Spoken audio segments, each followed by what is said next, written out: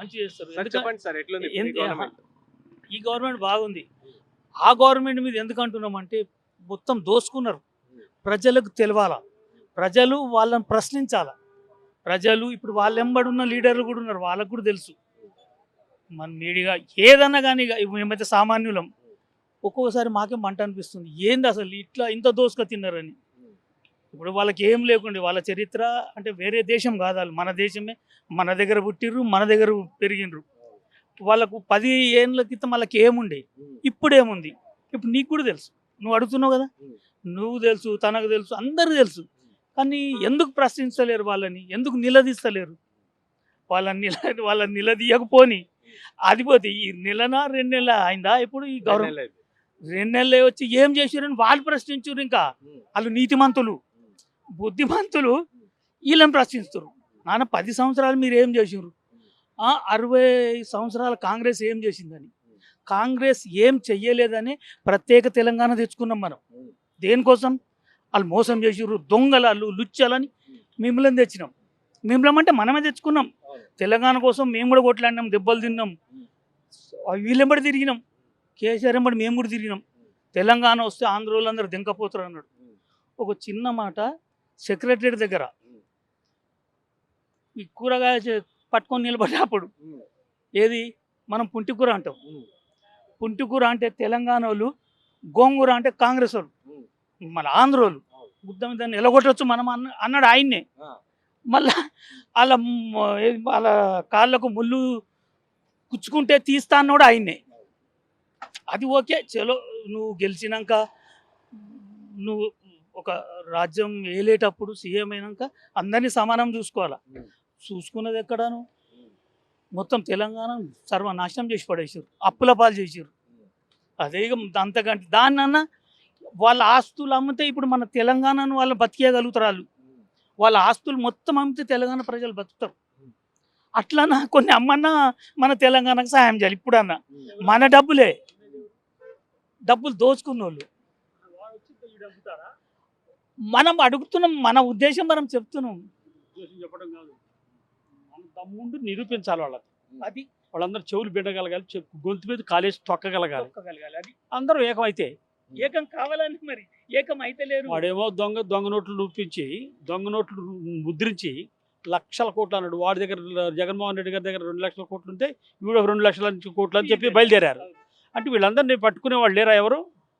ఎక్కడ ఎవరు? అది గవర్నమెంట్ కరెక్ట్గా ఉందా? ఈ గవర్నమెంట్ ఇస్ రైట్.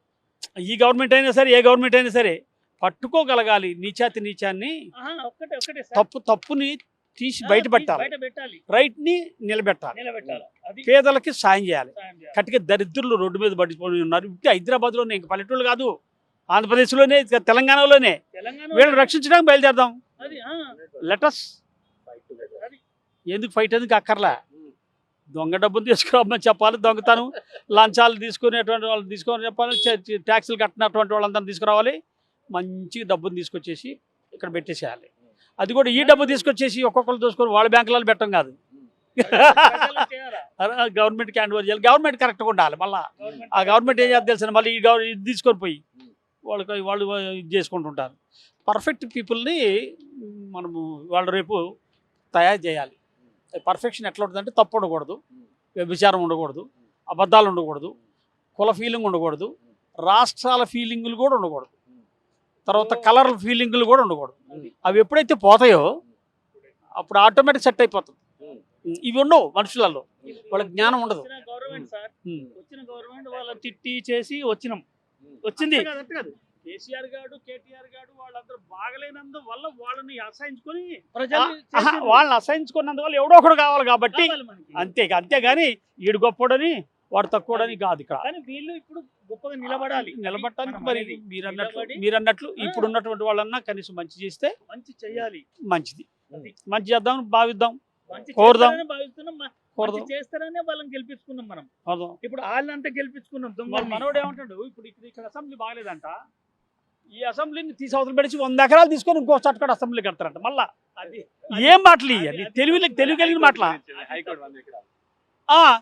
ఎందుకే ఏమైతుందయ్యా చూడు, ఉన్న దాంట్లోంచి నయా పైస తీసి పైసా ఖర్చు పెట్టడానికి మన దగ్గర దమ్ములు లేవు. నయా పైస లేదు ఇవాళ.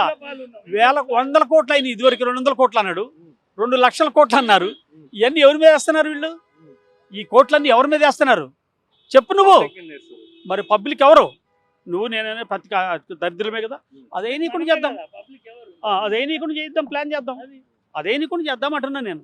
అయ్యేసే డబ్బుని కూడాను వసూళ్ళు చేసి కరెక్ట్గా అందరికి పంచేటట్టు చేద్దాం. అప్పులు పాలు అయింది ఈ దేశం అంటున్నారు, రాష్ట్రం అంటున్నారు. ఎవడు చేయమన్నాడు అప్పులు? నన్ను అడిగి చేశారా ఏమైనా అప్పు? చెప్పండి మీరు. కట్టేదైతే మళ్ళీ పబ్లికే కదా. మరి అటువంటిప్పుడు నువ్వెవడు అప్పు చేయడానికి దమ్ము ఎవరు ఉందో నీకు ఎన్నుందా? పెట్టాలి, కమిటీలు పెట్టాలి, మినిస్టర్లు పిలవాలి, అసెంబ్లీ పిలవాలి, పలానా దాంట్లో పిలిచిన తర్వాత ఈ విధమైన పరిస్థితి ఉంది, దీన్ని ఏం చేద్దామంటే అయ్యా మా శాలరీలో 1 సంవత్సరం పాటు నువ్వు తీసుకో అని అందరూ ఆయన లేచి అసెంబ్లీలో లేచి అంటే ఆ డబ్బు తీసిపోయి అన్ని అప్పులు తెచ్చొచ్చు. అరే సంపాదించుకోవడానికి వచ్చే అటువంటి వాడిని ఎట్లా కంట్రోల్ చేస్తాం మనం? నిజాయితీగా చేయగలిగేటువంటి వాడిని ఎన్నుకుందాము, వాళ్ళు కావాలని కోరుకుందాము. ఒకసారి తప్పు చేసినాం 10 సంవత్సరాలు దోసుక తిన్నారు దొంగలు, 10 సంవత్సరాలు దోసుక తిన్నారు. ఇప్పుడన్నా వాళ్ళని కట్టడి చేయాలా, ప్రజలన్నా ఎంబడి పడాలి, వాళ్ళు ఎంబడి. అది సార్ మీరు చెప్పండి సార్.